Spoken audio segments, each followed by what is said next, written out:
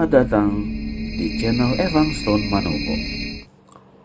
Dukunglah channel ini dengan menekan like, share, dan subscribe. Dan jangan lupa untuk menekan lonceng notifikasi agar video-video yang baru akan diupload dapat Anda ikuti lebih jauh. Terima kasih.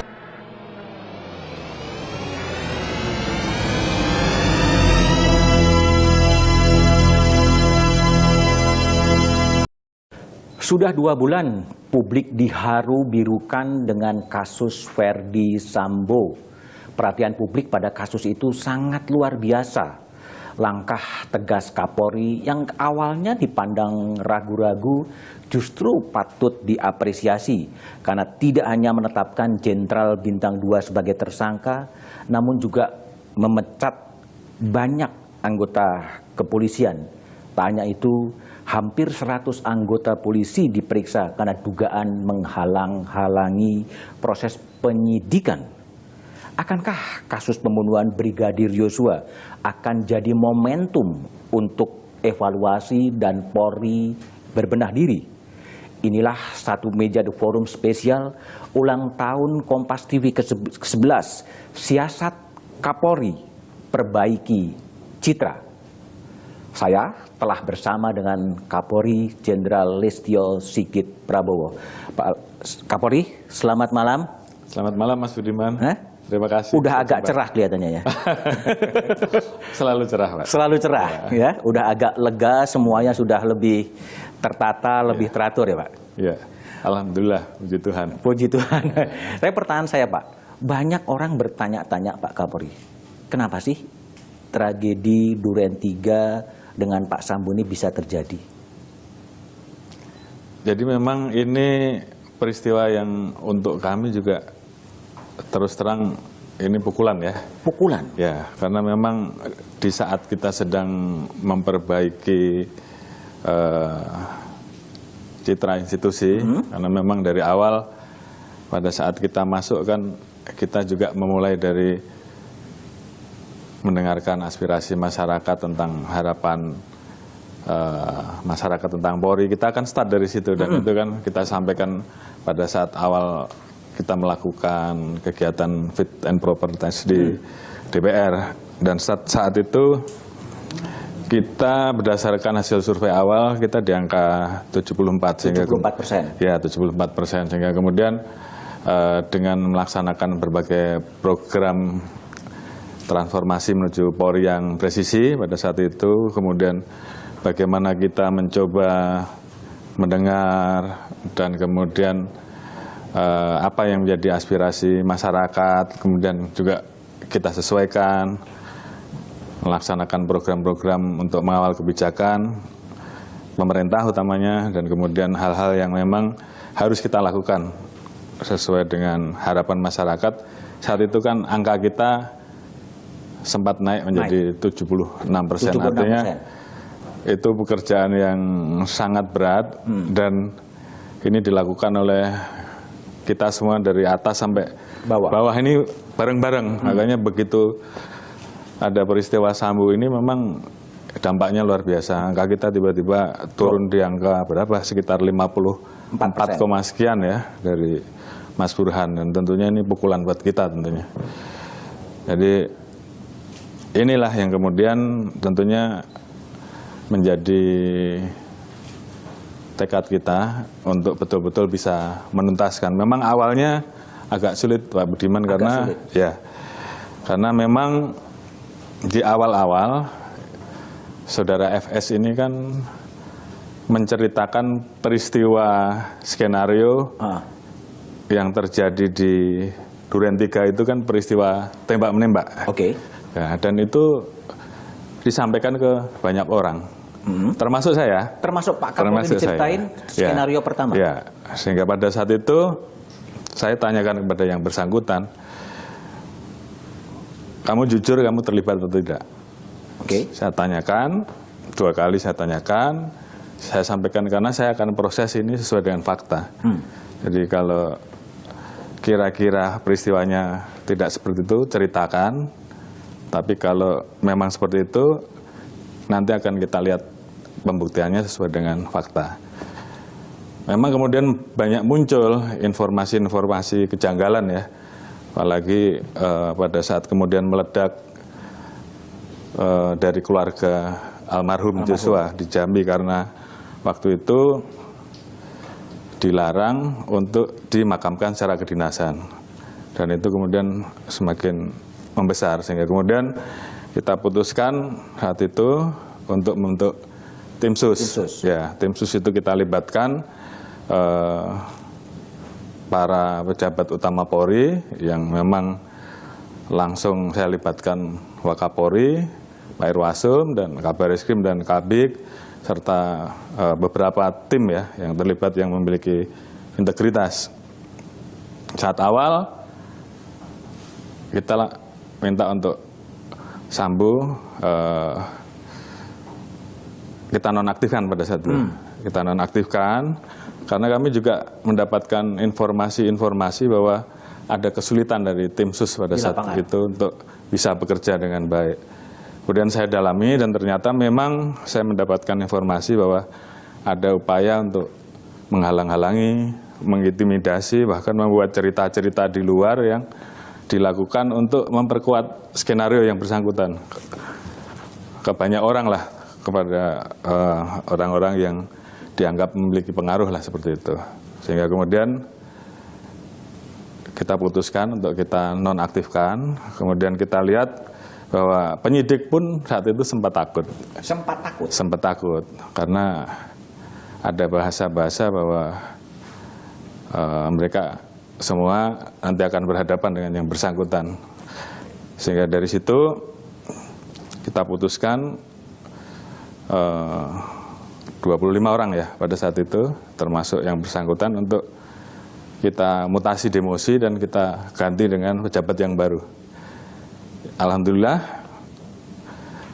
begitu kita ganti saat itu proses mulai berjalan lancar, mulai terbuka.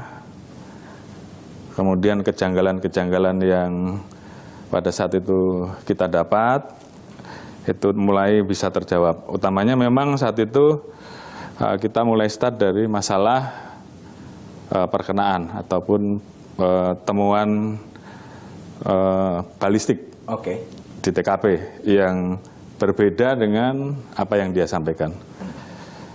Dalam perjalanannya memang butuh waktu, Mas. Butuh waktu. Saudara Richard yang sempat saya panggil juga. Dipanggil oleh Pak Kapolri? Iya, saya tanyakan, dan dia pada saat itu menjelaskan, memperkuat skenarionya Saudara FS. Oh, awalnya memperkuat skenarionya FS? Iya. Pada saat itu, setelah kita copot beberapa orang, kita mutasi, kemudian kita tempatkan di tempat khusus 18 orang. Richard kemudian merubah keterangan. Saat itu Richard saya panggil lagi di hadapan tim sus ya. Dia menjelaskan bahwa dia mau merubah keterangannya karena pada saat itu yang bersangkutan dijanjikan oleh Saudara FS bahwa kalau Richard mau membantu menjelaskan perannya sesuai dengan skenario awal yang terjadi tembak-menembak itu, dia akan dilindungi, kan begitu? Oleh FS? Oleh FS.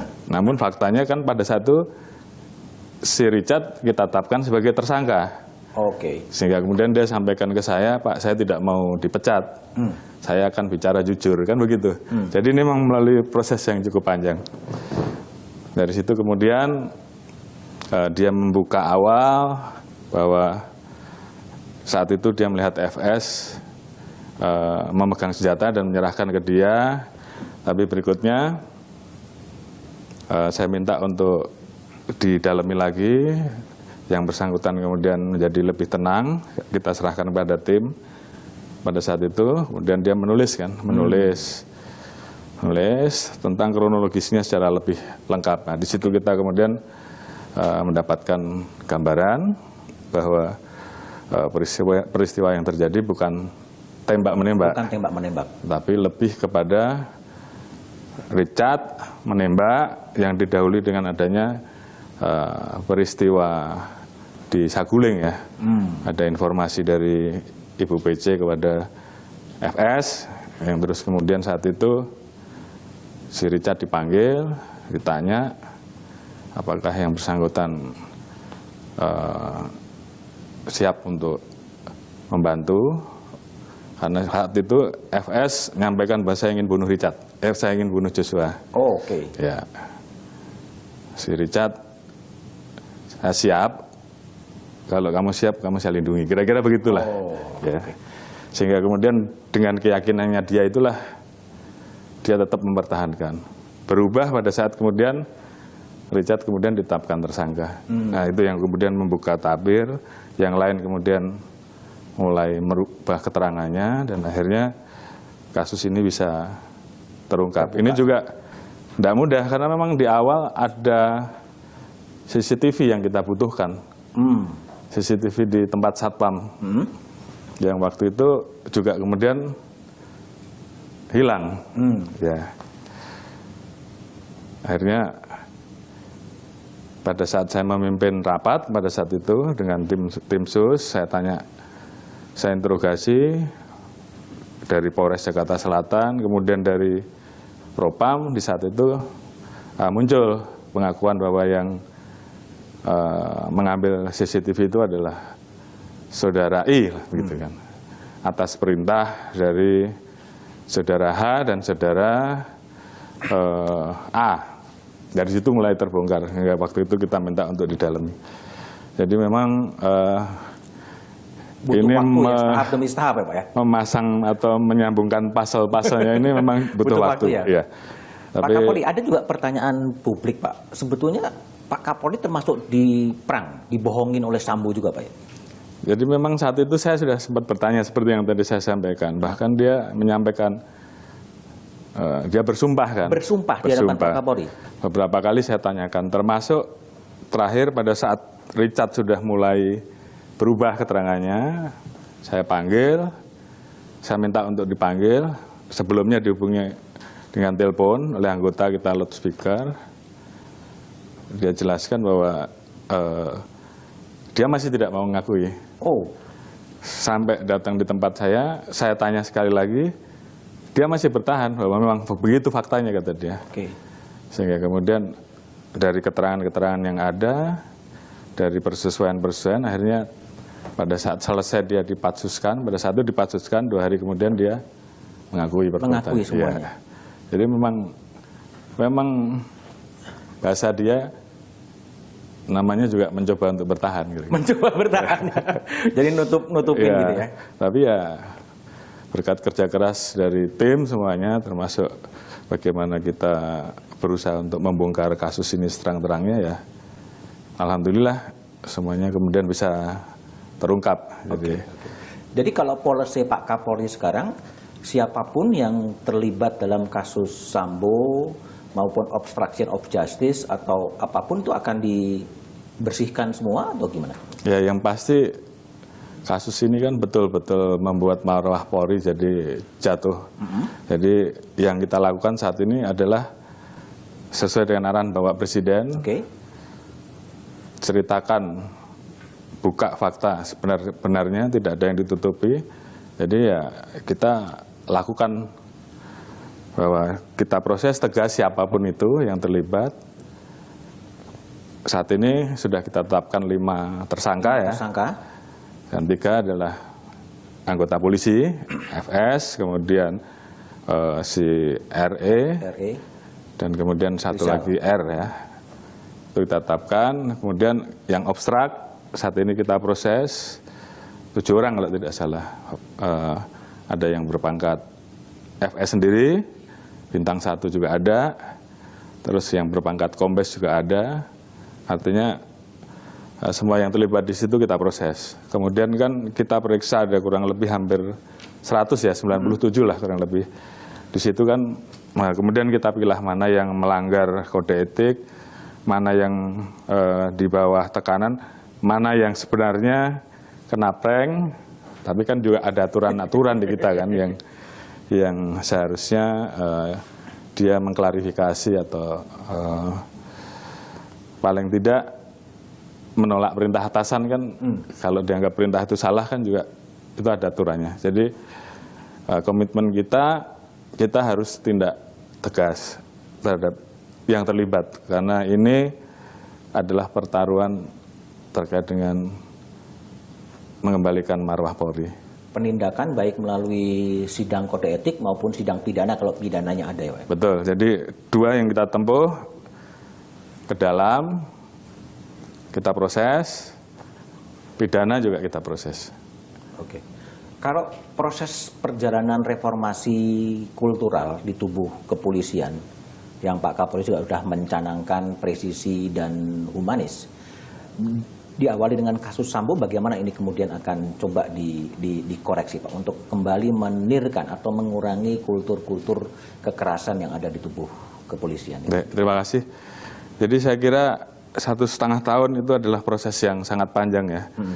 Bagaimana kita mencoba untuk kemudian memperbaiki Polri sesuai dengan program presisi kita, dengan harapan kita menjadi polisi yang tegas, humanis, kemudian presisi, dan ujungnya kan harapan kita menjadi dekat dengan masyarakat, dan tentunya kalau dekat dan dipercaya, tentunya kita bisa dicintai masyarakat. Ya mau tidak mau kita harus memperkuat program yang sudah ada tersebut, artinya lebih mendengar, kemudian lebih aspiratif terhadap apa yang menjadi keluhan masyarakat. Sebagai contoh misalkan waktu itu kita mencoba mengakomodir terkait dengan isu Brotoseno, mungkin ya, Brotoseno. Masih ingat ya Pak ya? Ingat ya. Bahwa peristiwa Brotoseno di mana dia saat itu menjadi salah satu pelaku tindak pidana korupsi. Tapi kita juga pada satu kesulitan, walaupun itu diputus sebelum saya jadi Kapolri. Tapi kita kan berusaha untuk mengakomodir apa sih suara publik ya, yang menjadi harapan masyarakat. Akhirnya waktu itu perkapnya kita rubah. Kita rubah menjadi Perpol nomor 7 ya tahun 2022, di mana kita bisa membuat sidang komisi yang sifatnya peninjauan kembali ya, peninjauan kembali. Seperti PK begitu, terhadap kasus-kasus yang dirasa mencederai rasa keadilan publik. Dan saat itu Perpolnya jadi, kemudian kita proses, dan kemudian PS kita PTDH. Hal-hal seperti ini kan tentunya menjadi hal-hal yang harus kita lakukan. Kemudian yang menjadi sorotan masyarakat selama ini terkait dengan pelanggaran anggota, kemudian hal-hal yang mungkin menjadi sorotan karena hedonis, saya kira ini sering kita sampaikan, tapi kali ini dan terakhir tadi saya sudah kasih arahan, saya tidak mau lagi banyak bicara, begitu kalian melanggar saya copot dan saya proses, dan ini saya praktekkan. Beberapa orang sudah kita copot. Dan ini bentuk komitmen kami untuk mau tidak mau kita harus melakukan reform dengan cara keras. Oke, reform dengan cara keras. Ya, karena... Jadi prinsipnya Pak Kapolri lebih kepada ingin agar Kapolri betul-betul sesuai dengan visi misi dari Pak Kapolri yang presisi dan kemudian humanis, yang tidak mau ikut ya silahkan kemudian minggir atau turun dari gerbong. Ya, kan saya sudah sering sampaikan kan bahwa ikan busuk mulai dari kepala. Ya. Kalau tidak bisa kita perbaiki ya kita potong kepalanya kan begitu. Tapi itu kan tidak cukup. Nggak cukup. Jadi kan sekarang harus kita bahasa kita tidak usah terlalu banyak-banyak, yang melanggar langsung kita potong, sudah begitu aja. Melanggar potong. Ya. Bapak nggak kasihan gitu banyak anggota polisi yang bakal kena potong dari Pak Kapolri? Justru karena saya sayang terhadap hampir 430.000 anggota Polri dan 30.000 anggota PNS yang selama ini juga saya lihat mereka sudah bekerja mati-matian, karena saya kan sering melaksanakan kunjungan bagaimana mereka, saya lihat di daerah-daerah terpencil itu, tapi mereka semangat. Jadi kalau hanya karena beberapa orang kemudian mereka menjadi rusak, ya saya lebih baik potong yang bikin rusak daripada 430.000 ini ya? kemudian jadi ikut terbawa rusak kan begitu. Sikapnya menjadi lebih tegas, lebih keras, siapapun yang nggak mau ikut ya minggir aja. Ya pilihannya tinggal mau ikut gerbong atau tidak. Kalau nggak mau ikut gerbong ya keluar kan, kan gitu aja. Ya. Pak Kapolri, ini juga pertanyaan publik Pak yang sering muncul ketika Sambo itu membuat cerita karangan, itu juga melibatkan Fahmi Alamsyah yang disebut-sebut dengan penasehat dari Kapolri.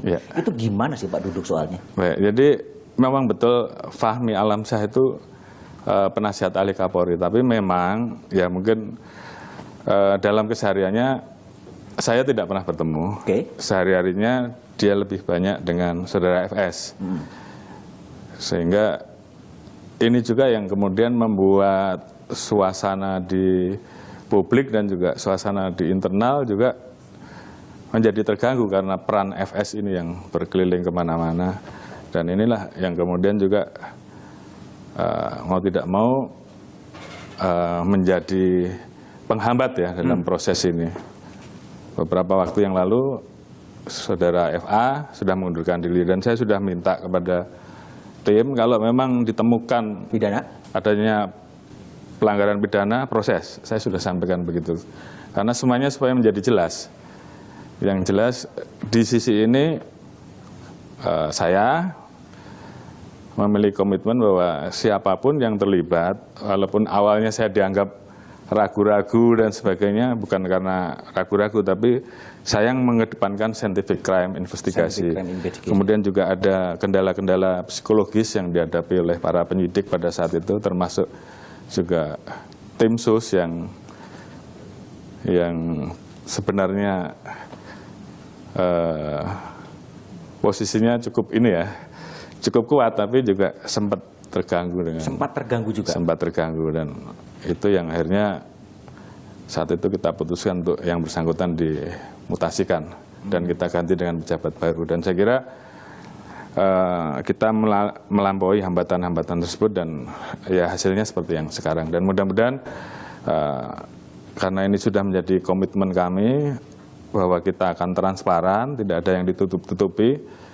Jadi pada saat ada permintaan ekshumasi ya pada saat itu dari pihak keluarga Joshua, kita pun berikan ruang sebagai bentuk transparansi kita, karena pada saat itu kan kedokteran forensik kita kan diragukan, sehingga kemudian kita berikan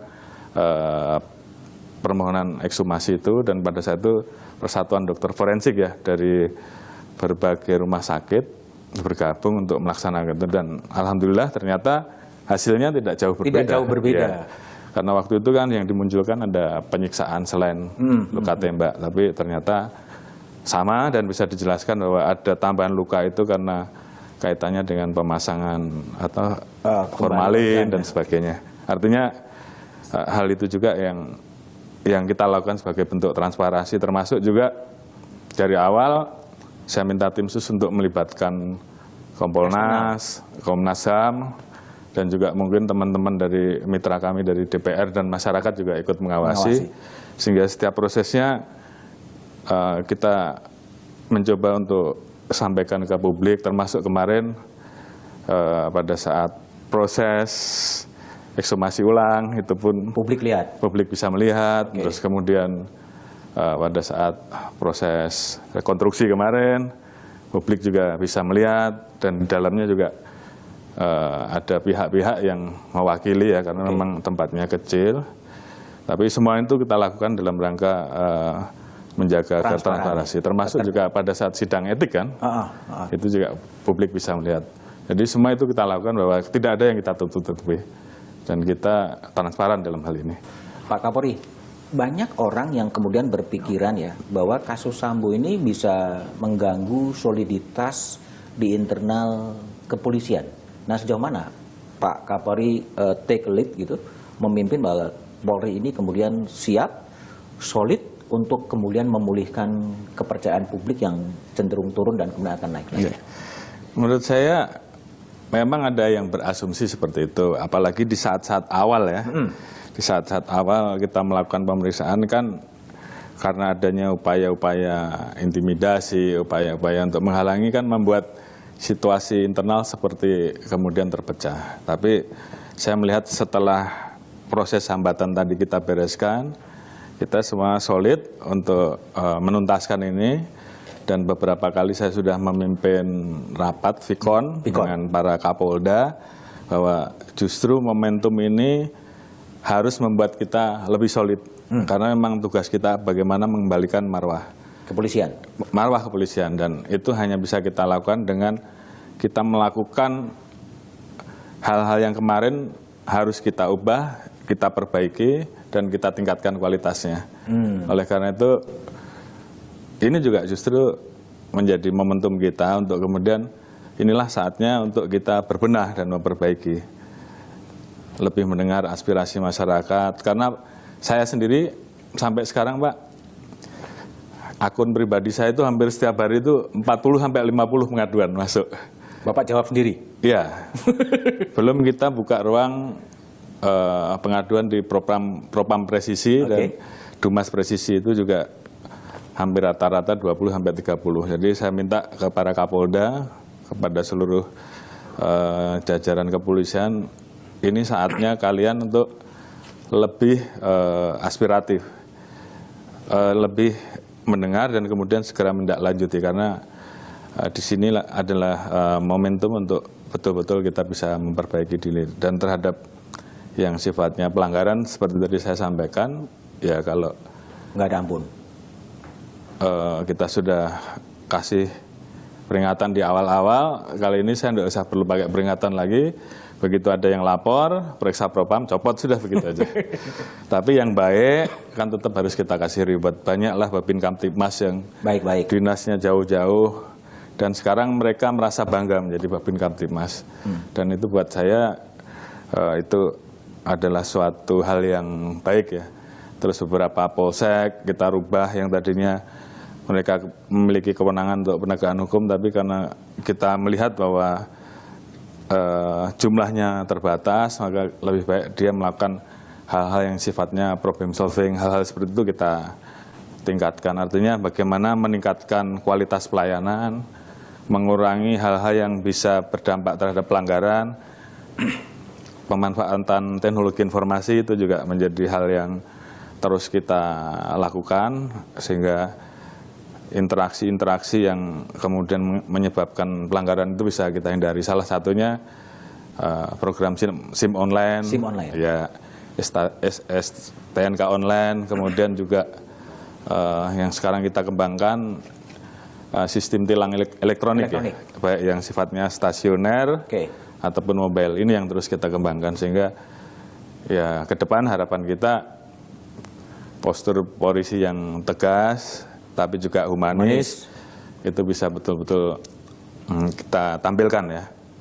Artinya kapan kita harus tegas pada saat memang hal-hal tersebut membuat masyarakat menjadi resah, ya Polri harus betul-betul bisa melakukan langkah-langkah tegas.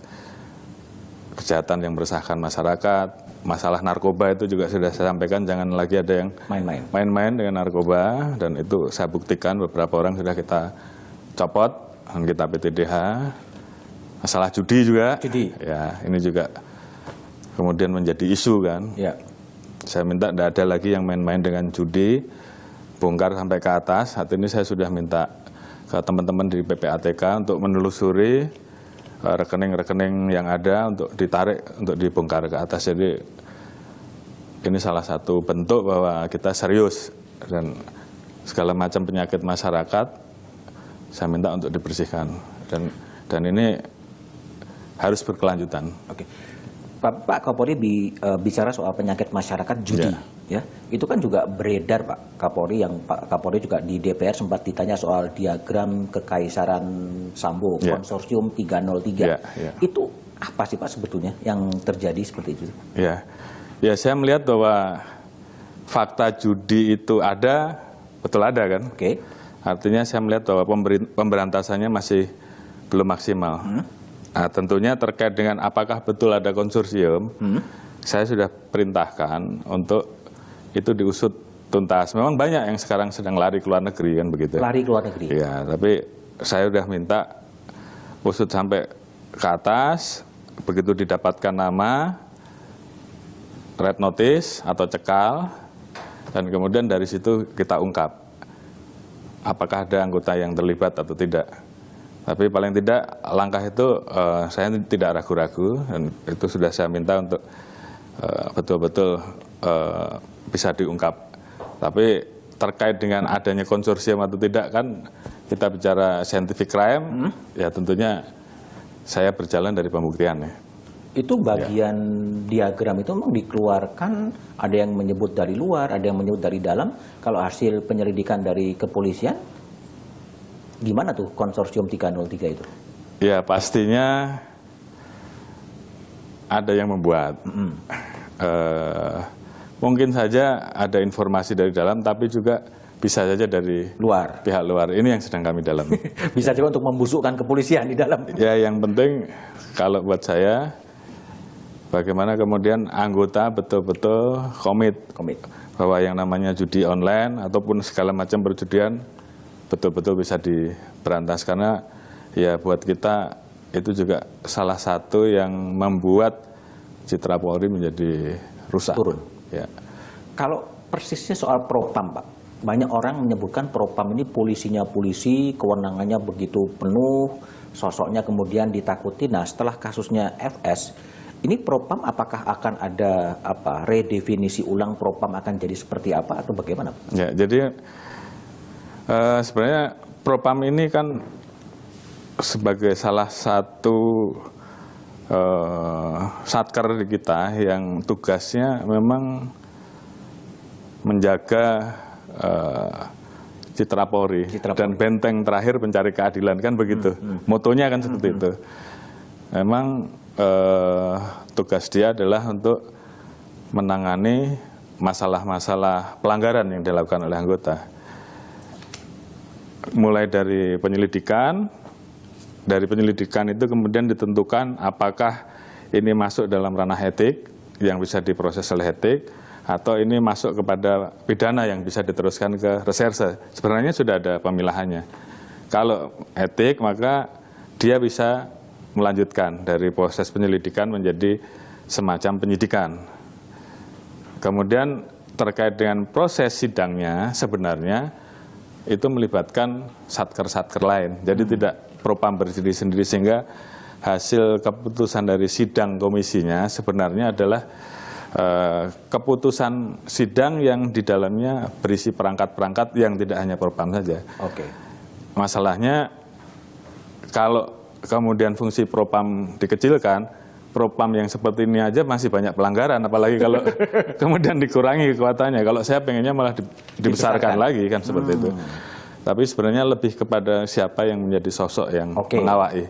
Sehingga ini tentunya menjadi catatan seleksinya ya, evaluasi kami bahwa sistem assessment center terkait dengan penempatan personil di jabatan-jabatan strategis yang tentunya memiliki dampak terhadap organisasi dengan posisinya itu, kita tentu memilih dengan lebih selektif kira-kira seperti itu. Kalau itu Pak, itu propam. Kalau ada juga masukan soal pengawasan Pak, pengawasan terhadap proses penyelidikan atau penyidikan, ya seperti dalam kasus Sambo kan kemudian dia dengan kewenangannya bisa memanipulasi meskipun kemudian terungkap. Ini yang mengawasi proses penyelidikan atau penyidikan agar sesuai dengan realnya itu gimana Pak? Ini di dalam keseharian atau? Dalam keseharian. Baik, jadi sebenarnya begini, pada saat kita mulai meningkatkan salah satu program kita, transformasi di bidang pengawasan, kan ada empat transformasi. Kita sebenarnya dari awal sudah melibatkan unsur eksternal untuk bisa ikut mengawasi. Salah satunya kita sudah membuat MOU dengan Kompolnas, sehingga pengaduan dari Kompolnas kemudian bisa masuk ke kita. Kemudian dari Itwasum kan juga sebenarnya melakukan pengawasan. Memang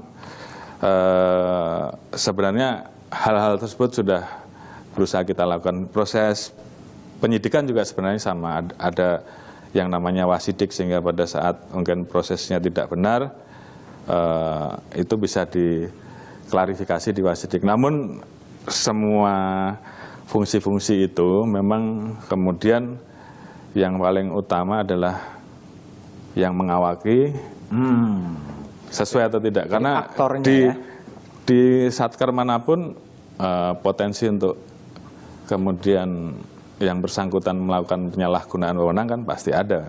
Apalagi terhadap masalah-masalah yang menimpa terhadap yang bersangkutan, sehingga tentunya kita membuka ruang pengaduan dari eksternal dan pasti kita respon, karena memang di situ juga yang membuka terang semuanya terhadap peristiwa Sambo. Begitu ada kejanggalan itu kita respon, kemudian kita ikuti. Ada masalah-masalah yang kita lihat bahwa ini harus dipotong, kita bersihkan, hambatan itu kita potong, dan semuanya kemudian bisa terbuka.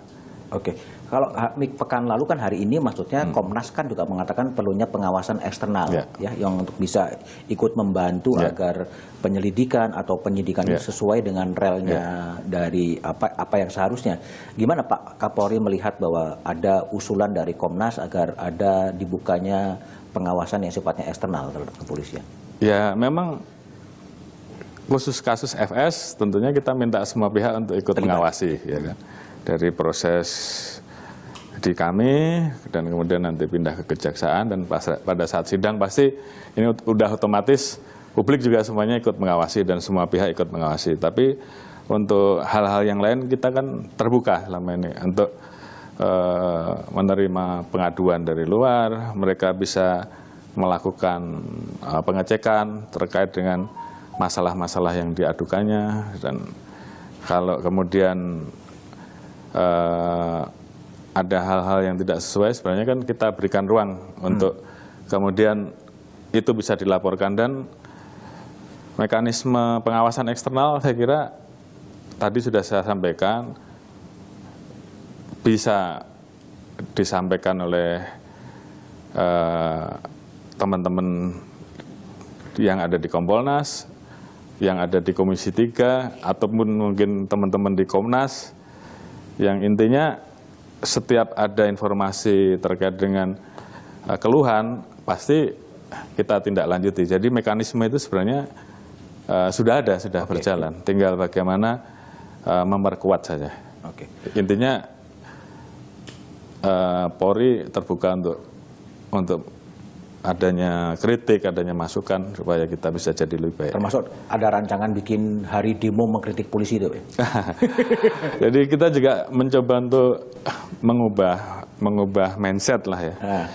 Jadi pada saat kita mendapatkan kritik, justru di situ kita harus memberikan ruang kan. Makanya waktu itu kita adakan lomba mural, kemudian lomba demo. Ya memang kita pengen tahu apa sih yang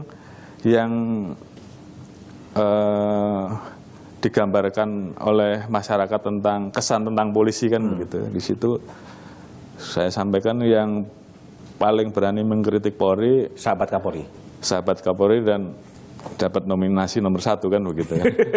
Ya. Tapi gimana Pak jaminan itu sampai ke bawah Pak? Ya tentunya ini memang harus terus menerus ya, secara kontinu kita lakukan berulang-ulang, termasuk di sisi lain.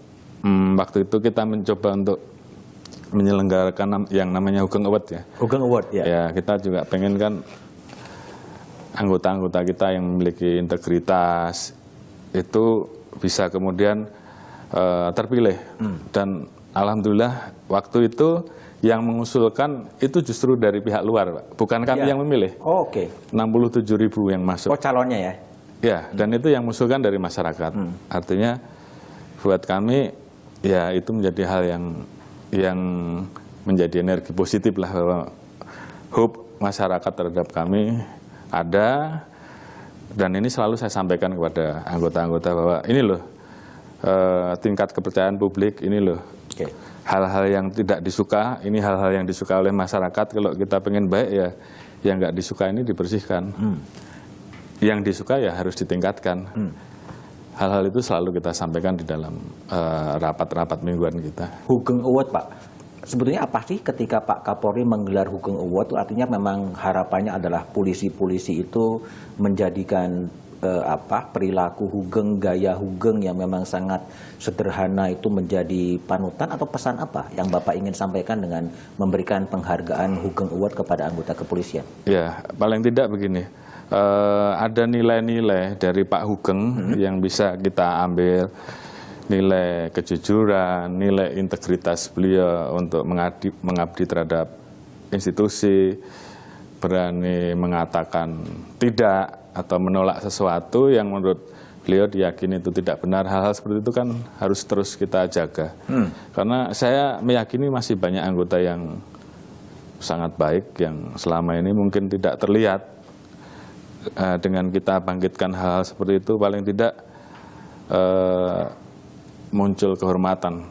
Itu menjadi suatu pride buat kita. Karena saya sampaikan bahwa, dan ini juga disampaikan juga bahwa, dan itu selalu kita jadikan pedoman bahwa yang namanya polisi bukan hanya sekedar profesi, tapi itu adalah ruang kita untuk mengabdi kan, seperti itu. Dan saya selalu tekankan bahwa jadikan ini sebagai amal ibadah kalian. Artinya apa? Kalau itu menjadikan amal ibadah, tentunya semuanya dilakukan dengan ikhlas kan, begitu. Dengan sungguh-sungguh, karena ini ibadah kan, begitu. Jadi hal-hal itu memang harus terus kita lakukan. Yang jelas kita ingin memperbaiki Polri, ya tentunya dengan segala macam dinamika yang ada, tapi semangat anggota kita untuk membuat institusi Polri menjadi baik, itu saya lihat semangatnya masih luar biasa, dan itu harus terus kita dorong. Itu akan menjadi agenda tahunan dari Polri, memberikan penghargaan Hugeng Award kepada anggota-anggota kepolisian yang memang jujur, yang memang kredibel, yang memang bekerja keras? Ada usulan seperti itu, dan mungkin itu akan kita lanjutkan. Oke. Ya, termasuk ya kegiatan-kegiatan lain lah, pendekatan-pendekatan kultural dari sisi agama masing-masing ya. Seperti beberapa waktu yang lalu, khusus yang Muslim kita melaksanakan lomba MTQ. Ya, dan saat itu terpilih juga dengan yang Kristen, nanti ada Pesparawi, yang Hindu apa, hal-hal itu kita angkat supaya menjadi tertanam di dalam kehidupan dan sanubari anggota semua, kan kira-kira seperti itulah. Tapi juga ada masukan, Pak, banyak anggota-anggota kepolisian di daerah dan keluarganya yang bergaya hidup hedonis, yang memamerkan kekayaan-kekayaannya di media sosial, yang kadang-kadang bagi publik seperti yang diungkapkan oleh Johan Budi ya di Komisi 3 DPR, agak menyakitkan, agak melukai perasaan publik. Bagaimana Pak Kapolri menanggapi keluhan-keluhan publik seperti itu? Sebenarnya terkait dengan gaya hidup yang biasa dalam tanda kutip terkesan hedonis, kita sudah membuat TR ya Pak, dari Propam sendiri juga sudah membuat TR untuk melarang, dan itu ada sanksinya. Jadi kalau ada masyarakat yang melapor pasti kita tindak lanjuti, dan beberapa orang juga sudah banyak kok yang kita proses ya terkait dengan laporan-laporan seperti itu. Cuman mungkin saya tidak publikasikan. Ya. Tapi mungkin ikut-ikutan budaya hedon, budaya narsis di media sosial, Pak ya? Ya tentunya media sosial menjadi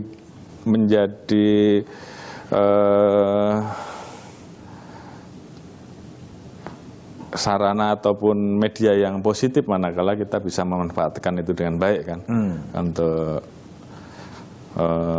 menyampaikan apa yang sudah dilakukan anggota selama ini. Tapi kan ini juga jadi masalah manakala kemudian mereka melakukan perilaku-perilaku yang menurut publik ya itu tidak pantas, dan memang kemudian malah tanpa disadari akan membuat masalah bagi yang bersangkutan. Ya. Tapi karena hal-hal seperti itu juga tidak mudah, maka kita sudah berikan sebenarnya sanksi di dalam TR itu, dan memang begitu ada laporan kita dalami, ya kita proses. Ya. Pak Kapolri, kelihatan belakangan banyak sekali anggota-anggota polisi yang karena kebijakan Bapak yang agak ke polisi-polisi yang nyeleneh kan, dari Kapolsek mana, Kapolri langsung pecat. Itu polisi dari Pak Kapolri? Ya saya kira itu memang komitmen kita dari awal, dan saya kira saat ini untuk menjaga yang menurut saya masih banyak kok anggota yang baik. Tapi ya itu tadi, kalau kemudian yang nyeleneh gitu nggak kita potong, merusak yang baik. Mereka akan turun moralnya. Dan saya lebih memilih mereka tetap bertahan seperti itu, saya potong yang jelek, kan gitu aja. Ya. Pak, yang terakhir dari saya, Pak, Presiden itu kan ngomong sampai 4 kali agar ini dibuka. Dan Pak Kapolri telah menjalankan instruksi itu. Ada komunikasi lagi dengan Presiden setelah langkah-langkah selanjutnya setelah ini kemudian dibuka hampir menuju ke pengadilan? Ya, saya kira kan kita kan setiap minggu pasti ada rapat terbatas kabinet ya. Ya tentunya Pak Presiden mengikuti terus perjalanannya secara langsung dan tentunya beliau sangat paham apa yang sudah kita kerjakan dan ini akan kita jaga dan kita pertanggungjawabkan kepada beliau dan publik, kan seperti itu. Dan yang sekarang yang kita lakukan adalah bagaimana proses Sambo kita proses tegas sesuai fakta padanya, tapi di sisi lain jangan lupa bahwa kita masih banyak tugas-tugas yang harus kita selesaikan. Mengawal berbagai macam kebijakan yang saat ini tentunya harus juga bisa berjalan karena ini juga berdampak terhadap pertumbuhan ekonomi seperti itu, terhadap bagaimana upaya untuk menjaga misalkan COVID ini juga harus tetap kita jaga supaya tetap bisa kita kendalikan karena ya hampir 1,5 tahun waktu itu ya kita kerja keras bersama-sama dengan seluruh elemen masyarakat dan kita bisa menjadi negara nomor 5 di dunia untuk vaksinasi terbanyak, hampir 430 jutaan lebih lah.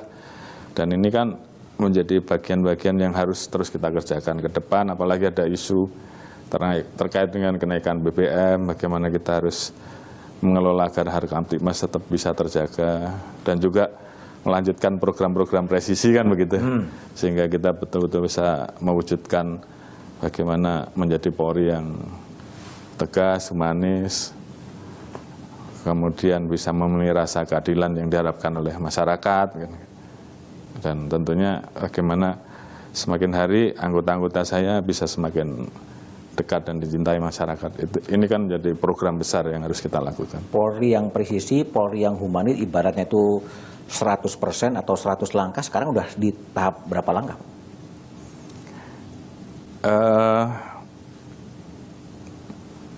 Karena kita juga tidak bisa menilai diri sendiri ya.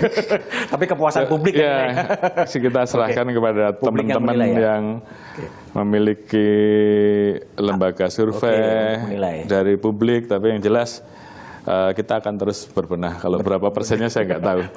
Baik. Pak Kapolri, pertanyaan saya 2 yang terakhir. Bagaimana sih Bapak memandang Kompas TV dalam menyampaikan berita-berita itu? Baik, jadi ini pas kebetulan hari ulang tahunnya Kompas TV ini. Jadi kita harus ngomong belak-belakan. Iya, belak-belakan.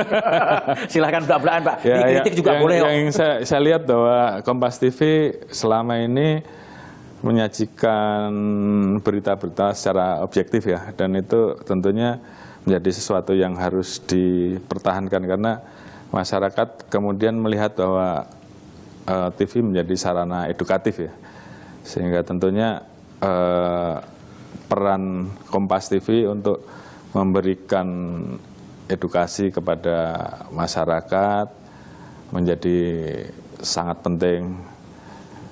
Tetap menjaga independensi karena memang itu juga dibutuhkan pada saat ini. Jadi saya salut dengan kritiknya dong Pak. Kompas TV. Ya, kritiknya ya karena saya melihat memang ada satu sisi yang kita harus independen kan gitu. Tapi di sisi lain kan pasti juga ada hal-hal yang mungkin karena untuk apa ya, untuk istilahnya apa namanya? Enak mengkritik. Pak Kapolri terlalu baik, nggak apa-apa ngobrol aja. Tapi ucapan ulang tahun Kompas TV aja Pak, yang ke-11 Pak. Ya, yang penting selamat untuk Kompas TV, tentunya di hari ulang tahun yang ke-11, Kompas TV semakin bisa menjadi lebih independen, lebih terpercaya, dan bagaimana menjaga agar Kompas TV betul-betul bisa menjadi media yang edukatif, yang penuh inspiratif, namun di satu sisi juga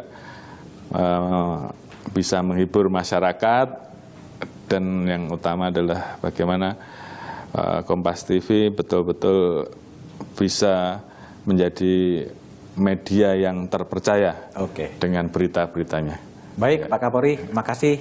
Demikian wawancara saya dengan Kepala Polri Jenderal Listio Sigit Prabowo di satu meja spesial ulang tahun Kompas TV yang ke-11. Dukungan publik terhadap perbaikan kinerja kepolisian amat sangat dibutuhkan karena Kapolri Listio juga memberikan ruang kepada publik untuk melakukan kritik-kritik sekeras apapun. Seperti kata Pak Kapolri, kritik yang paling keras adalah sahabat dari Kapolri. Jumpa lagi di satu meja edisi berikutnya.